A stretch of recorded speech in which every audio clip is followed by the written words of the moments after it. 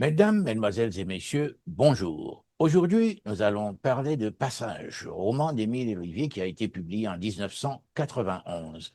C'est la poétique de l'exil et l'évolution du roman haïtien, et c'est un devoir de mémoire. On est très heureux aux Antilles. La littérature a cessé de prendre pour principal objet d'intérêt la représentation d'un pays désertique, un fameux archétype obsolescent de la littérature romantique européenne et française. On doit rendre hommage de cette transformation au fameux théoricien C.L.R. James de Trinidad, à Léo Carpentier de Cuba, Aimé Césaire de la Martinique, Edward Cameau Brathwaite des Barbades, Wilson Harris des Guyanes, Michael Dash de la Jamaïque et bien sûr Édouard Glissant de la Martinique.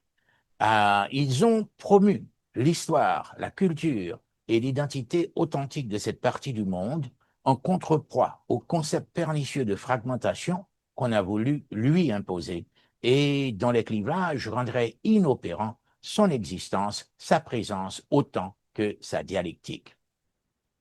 Il faut admettre qu'on a impliqué durant de longues années certaines épithètes à ce mouvement, dont la genèse a été perçue tour à tour, africaine, antillaise et voire créole, alors que cette incertitude demeure fâcheuse ou déplaisante, elle sert au moins à établir l'existence de la culture et de la pensée caribéenne. C'est vrai que la culture en Haïti cause des remous depuis le XIXe siècle.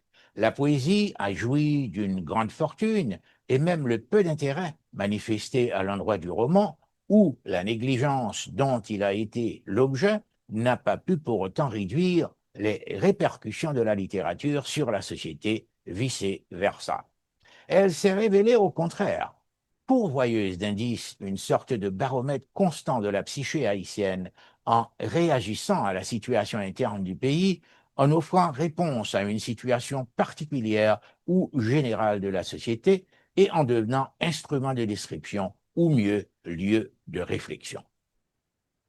Prenons en considération les premiers romanciers haïtiens de la fin du XIXe siècle. Demesvar Delorme, Francesca, 1873, Louis-Joseph Janvier, Le Vieux Piquet, 1884, Émeric Bergeau, Stella, 1859, Amédée Brun, Deux Amours, 1895, et Ducis Viard, La Dernière Étape, 1900. Si les premiers romans de Demesvar Delorme prennent pour cadre la vie en France ou en Italie, d'autres écrivains ont par la suite placé Haïti au centre de leurs œuvres et concentré leurs efforts de créativité autour des glorieux épisodes de l'histoire du pays ou dans des situations plus modestes. La littérature d'Haïti, d'une tonalité tragique de manière générale, paraît se confiner dans les frontières du pays ou dans les grandes communautés haïtiennes de l'extérieur, à la recherche de la nordicité aux États-Unis, au Canada et en France. Au cours de la première décennie du XXe siècle, Frédéric Marcelin, avec La vengeance de Mama, 1902, Justin Lérisson, La famille des Petites Cailles, 1905, Fernand Ibert, Sénat, 1905, opère une rupture radicale d'avec la génération précédente, promotrice du roman symboliste et sentimental pour atteindre plus d'objectivité et de réalisme. Cependant, la déception générale affectant la collectivité entame leur créativité. Haïti glissait de plus en plus dans le carreau, au point où le malaise traditionnel recouvrait une permanence certaine. Le traumatisme de l'occupation américaine se révélait profond. Il a provoqué un mouvement intellectuel d'opposition qui a pénétré la littérature et la pensée. Ainsi, les meilleurs romans paraissaient-ils à la fin de l'occupation. Léon Lalo, Le Choc, 1932, Annie Desrois, Le Joug, 1934, Jean Brière, Province, 1935, Stéphane Alexis, Le Nègre masqué, 1933, Madame Virgile Vaccin, La Blanche Négresse, 1934, et ce courant de littérature a examiné en général le comportement qui a conduit à l'occupation américaine, la perversion de l'homo haïtianus et son déficit moral. Le temps des marionnettes, l'époque qui s'étend de la post-indépendance jusqu'à l'occupation de 1915, se caractérise d'abord et surtout par une faillite morale qui conduit à la permanence de l'insurrection politique au pays. Justin Lérisson résume cette situation d'une façon particulière dans la famille des Petites Cailles 1905. Il pense qu'une épidémie politique entame les forces vives de la société et se révèle des plus néfastes, une véritable obsession délétère. Citation. La politique, mais on ne s'occupe que de ça. On met et on voit ça dans tout et partout. On ne respire que ça. On ne vit que de ça. Tout est ça et ça est tout. Comme les animaux de la fable, si nous n'en mourrons pas tous, tous nous en sommes frappés. Vous pouvez être un modèle de prudence, le citoyen le plus paisible, le plus indifférent, le plus inoffensif de la République, ne vous hâtez pas de dire que vous êtes hors de ses atteintes. Il suffit de moins que rien pour que, à votre étonnement et à la grande surprise de vos amis, vous soyez impliqué dans une affaire quelconque, soit par erreur, soit par méchanceté, soit pour vieille dette. Fin de citation. Le roman paysan, qui découle du mouvement indigéniste, est né sous l'occupation. Si Jean Price-Mars a pu établir théoriquement notre héritage culturel africain, Jean-Baptiste Cinéas, par le drame de la Terre, 1933, Anthony Lespès, Les semences de la colère, 1949, Marie Chauvet, Fond des nègres, 1960, et Jacques Roumain, gouverneur de la Rosée, 1944, nous ont invités à une aventure ou à un voyage narratif et descriptif au cœur de la terre d'Haïti pour assister à l'incroyable pratique de l'injustice, de la répression, de la violence et de la déshumanisation. Cependant, l'âge d'or du roman haïtien est initié à partir de 1946, ce qui coïncide avec l'affrontement idéologique de la guerre froide. Selon Léon François Hoffmann, les intellectuels haïtiens croient qu'ils sont engagés dans une confrontation d'ordre global et veulent à tout prix y contribuer. Une fois de plus, l'activité littéraire s'exprime avec l'effervescence idéologique, la confrontation entre les démocraties occidentales et l'URSS d'une part, et les puissances de l'Axe d'autre part, permis aux intellectuels haïtiens d'inscrire leur volonté de réforme dans le contexte d'un combat planétaire.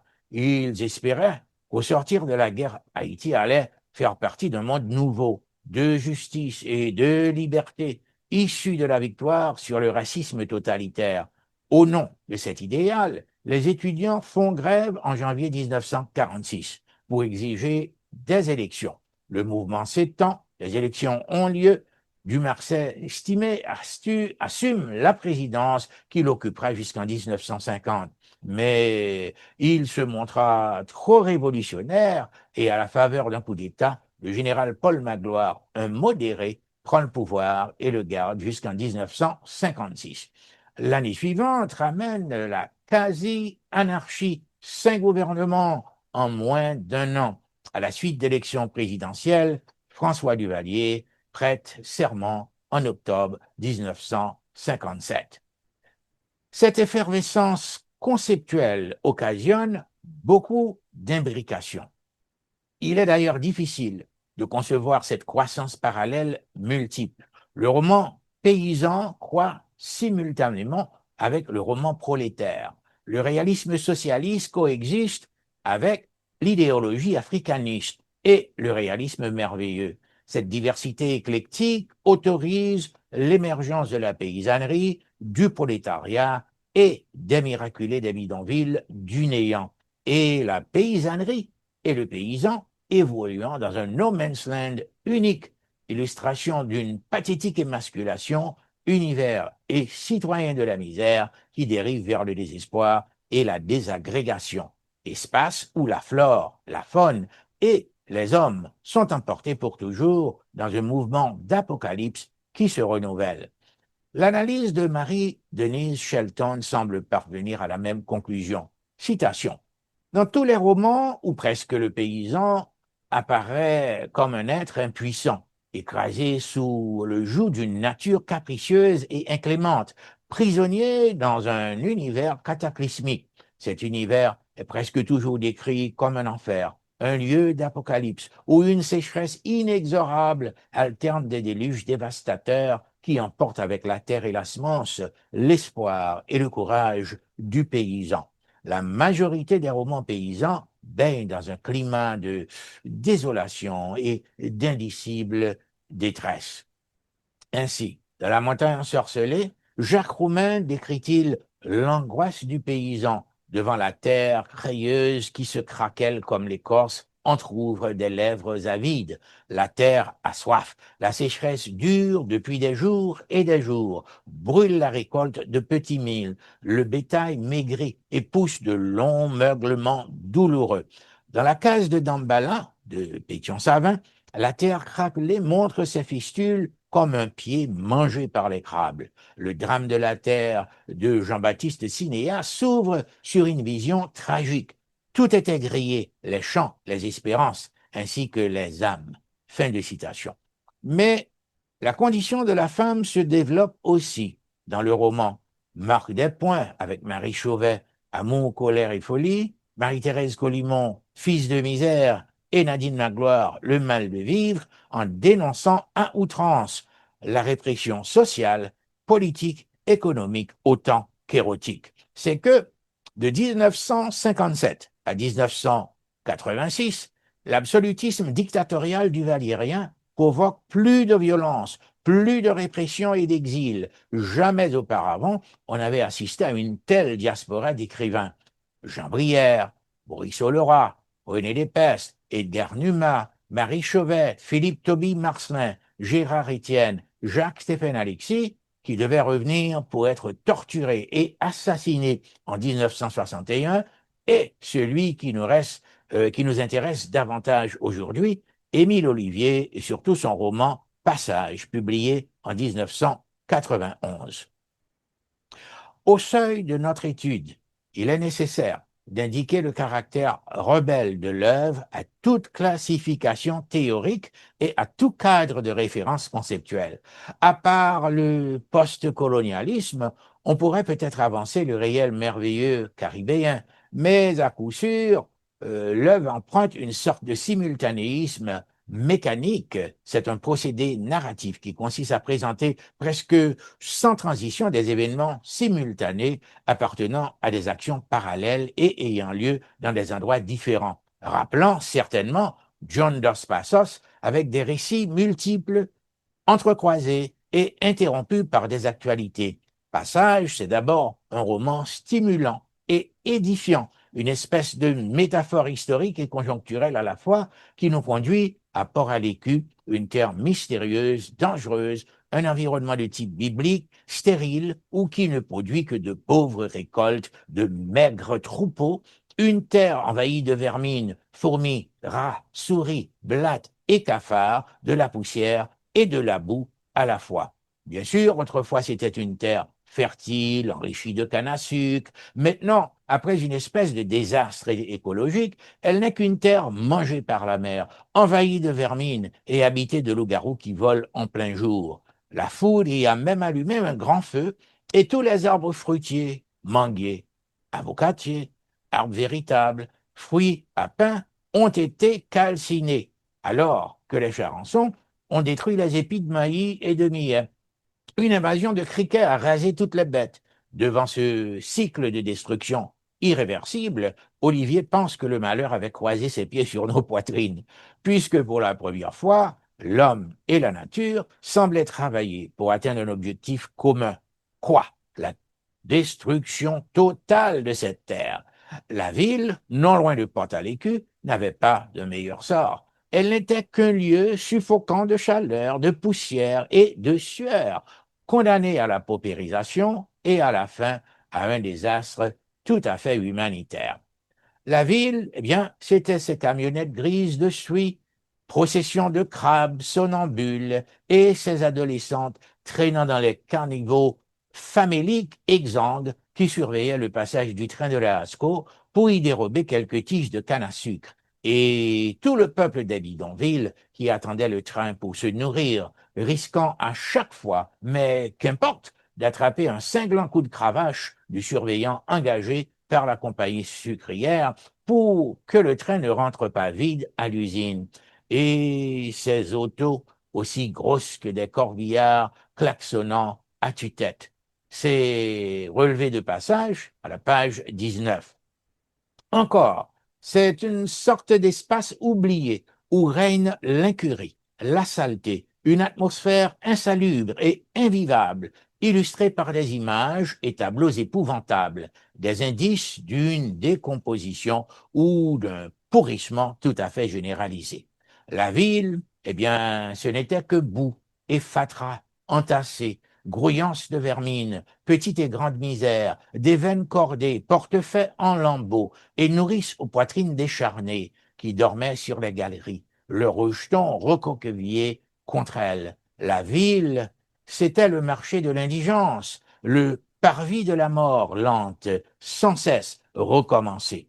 Eh bien, Pont-à-l'Écu était condamné à devenir une poubelle. Les compagnies américaines s'appropriaient les terres pour se débarrasser de leurs déchets toxiques en toute impunité, alors que la Standard Fruit imposait sa volonté par de véritables raids militaires. Le vol, le viol et une destruction massive, la répression par les autorités locales étaient pires. Elle n'épargnait ni femmes ni enfants. D'ailleurs, à la recherche de rebelles, les miliciens avaient regroupé sur la place de l'église des femmes et des enfants, les avaient laissés sans eau ni nourriture sous un soleil de plomb. Les hommes, eux, avaient été torturés à la caserne. À midi, on fit sortir quelques-uns pour les exécuter à la manchette, pour délier la langue des autres. Des spectacles d'épouvante et d'horreur qui faisaient partie du quotidien. On avait dépassé le seuil de la barbarie traditionnelle pour atteindre cette fois-ci l'intolérable. C'est tiré de la page 33-34 de Passage. Et Satan avait procuré aux miliciens des pierres meulières pour aiguiser leurs machettes.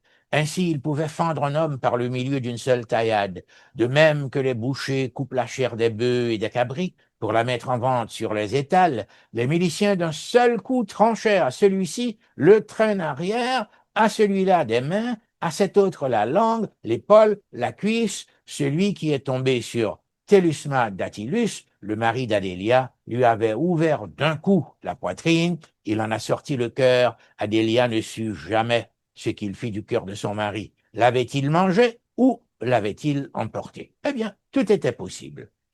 L'élimination systématique a continué pendant des années, malgré les mouvements d'opposition internes et externes. Adélia et nombre d'autres citoyens, victimisés et traumatisés, ont voulu quitter ce pays d'immondices, ce nid de vermine, de tiques, de punaises, où maringouins mâles et femelles font la loi, et cette plaie grouillante de vers Port-à-l'Écu n'était qu'une terre interdite, que no man's land qui encourageait l'infanticide, l'homicide et tout bonnement le génocide d'une façon tout à fait gratuite. Il fallait s'en éloigner, partir, mais comment? Les ports étaient quadrillés. Tout départ devenait une tentative périlleuse. On s'entassait les uns sur les autres dans les petites chaloupes à la merci des grandes vagues, des nausées, vomissements et diarrhées de la traversée, des miliciens qui s'entendent avec le capitaine pour piller et capturer les voyageurs, pour les conduire à Fort-Dimanche vers la mort. Puisqu'il fallait partir, on a dû redoubler d'astuce et d'imagination pour atteindre la grève pendant la nuit. On a dû penser à la culture, mais aussi bien à la psychologie. C'est tiré de la page 45 et de la page 46. Il fallait s'envelopper dans un drap blanc, enduire son visage de farine, accepter d'être battu, attaché au bout d'une corde, tenu en laisse pour donner l'impression d'une colonne de morts vivants revenant tout droit du cimetière.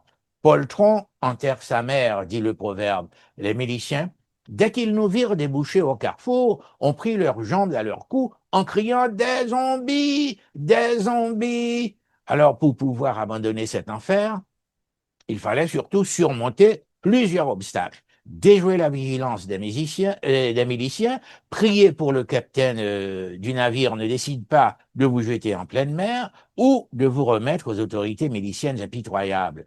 Vaincre la nausée et la déshydratation de la traversée, que le navire n'échoue pas dans cette mer tumultueuse et que la marine américaine ne vous attrape pas pour vous rapatrier. Et même, parfois, on agonise sous l'œil de la caméra au micro sur la terre américaine. Les naufrages radio télévisés se recoupent en Floride. L'alternative à cette traversée risquée n'est plus rassurante. Bien sûr, on peut traverser la frontière à l'est, mais c'est pour tomber dans l'esclavage des bâtis en République dominicaine, le plus souvent condamnés à une promiscuité et une exploitation à vie.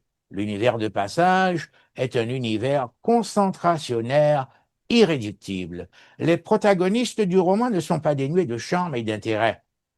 Ils sont sympathiques. Amédée aux anges, dont le nom renvoie au panthéon vaudou, demeure le catalyseur écrasé de nostalgie et de rétrospection, se rappelant la prospérité du passé, sa jeunesse et ses nombreuses conquêtes. Marié à Brigitte Cadmon, il n'a pu survivre le désastre total de Port-à-l'Écu, la répression politique et économique et surtout le pillage systématique, abusif des gens et la catastrophe écologique. Il a dû partir de cette poubelle des étrangers, simple et complexe à la fois. S'il croit à ses visions surnaturelles, il ne peut réprimer d'autres préoccupations plus profondes de nature eschatologique. La fin du monde aura lieu bientôt. C'eût été mieux de pouvoir choisir de ne pas naître. Une fois né, la meilleure solution serait de mourir le plus tôt possible. Amédée, qui aimait le sol natal d'un amour viscéral, paradigme de la politique tellurique décrite par Marie-Denise Shelton, a fini par se joindre au boat people. S'il a survécu au naufrage du voilier, il est mort à Chrome.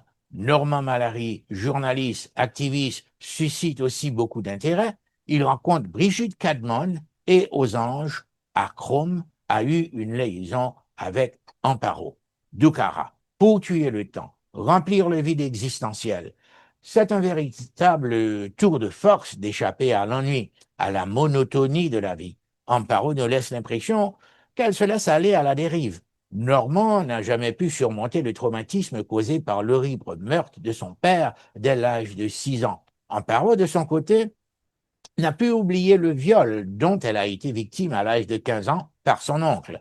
Léda, la femme de Normand, semble vieillir sans objectif et sans raison de vivre. Elle est à la dérive, comme Normand et Amparo, et semble avoir recouvré une orientation nouvelle, très peu formulée au dénouement.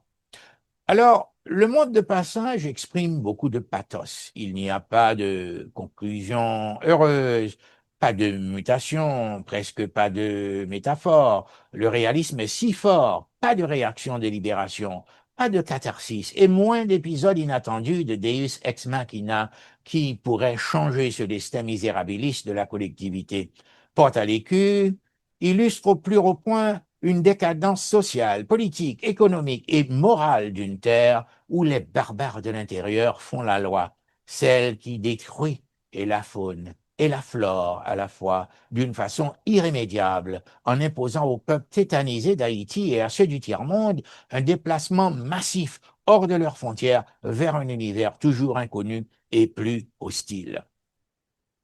La pertinente analyse d'Olivier a mis à la surface des contradictions et des inadéquations d'ordre traditionnel, sinon historique. Ce syndrome socio-politique économique, l'absolutisme dictatorial du valliériste, a enfermé le pays dans le mutisme. C'est avant tout port à l'écu ou Haïti. Ils sont interchangeables. Des deux côtés, on relève l'image d'un peuple à l'abandon qui prend à bras-le-corps ses malheurs, un village jonché d'âmes mortes et de pierres muettes battues par le vent, un pays invivable, en proie à un traumatisme permanent, lequel provoque la fuite des cerveaux, un exode vers l'enfer des bâtés de la République dominicaine, pour une mort lente et inexorable, ou le sud des États-Unis vers les dents de la mer, ou une incroyable agonie filmée et télévisée sur les places américaines. Passage remarquable roman d'une jeunesse inusable, confirme, c'est un constat d'évidence, la remarquable prise de conscience d'un écrivain qui a su rejeter les illusions de la maturité, déjouer les pièges de l'intelligence, en refusant de créer une littérature purement cérébrale. L'aventure narrative d'une richesse perpétuellement inventive a pris pour cible une terre cocasse, charnelle, mais aussi tragique. Cette terre, malgré un passé plus clément et prospère, ne connaît qu'une actualité de boue, de poussière et de stérilisation avancée. En subissant les pires crimes écologiques causés par les déchets qu'on y déverse, elle ne devient qu'un camp concentrationnaire où règne le vol, le viol, l'institutionnalisation du massacre et le génocide qui provoque une expatriation massive, douloureuse et surtout inévitable. Émile Ollivier s'est révélé un grand peintre du déracinement. Si les créatures de son imaginaire sont vouées à l'errance, c'est qu'elles bâtissent leur existence sur un principe de mouvement et d'espace qui est en même temps liberté. L'heureux géniteur de passage nous a enseigné, en évitant la froide finalité didactique de l'écriture, à explorer d'une manière irréductible port à l'écu, c'est-à-dire Haïti, triste pays dont les mots peuvent à peine exprimer les mots. Les dons poétiques d'Olivier et sa magie du verbe permettent de capturer un microcosme d'Haïti avec tous les aspects de la profonde aliénation de l'exil qui s'empare des prisonniers de Chrome. En fait, on a laissé un univers carcéral pour intégrer un autre univers carcéral. C'est la pathétique odyssée d'un peuple condamné à la déshumanisation, à la déliquescence, à la mort culturelle et à l'oubli. Émile Ollivier, ce grand écrivain lauréat, a fait montre de courage et de sagacité pour entreprendre l'exploration de la condition haïtienne. Le traumatisme de l'exil aura opéré un véritable miracle en littérature. C'est une parfaite illustration de ce qu'il faudrait peut-être appeler une littérature de sublimation. Qu'est-ce qu'on retient finalement de Passage, le roman d'Émile Ollivier? Certainement, Haïti offre le spectacle d'une exhibition d'impotence ou d'impuissance de nature traditionnelle, sinon historique, qui parvient jusqu'à nous aujourd'hui. Son histoire se recouvre de zones d'ombre qu'il faudrait peut-être éclairer de manière plus constante. La gestation de cet État-nation s'est opérée dans un cadre tragique, continu, entretenu et renouvelé, tant par les invasions simultanées du territoire que par la constance des coups d'État, l'abusif et le clientélisme du pouvoir et une désinstitutionnalisation permanente. Ainsi, dans ces tristes moments de vulnérabilité socio-politico-économique, nous faut-il un regard scrutateur d'une lucidité aiguë pour décrire le doute, les contradictions et les compromissions dans lesquelles se débat le pays. J'aurais été plus heureux si j'avais lu toute l'œuvre d'Émile Ollivier.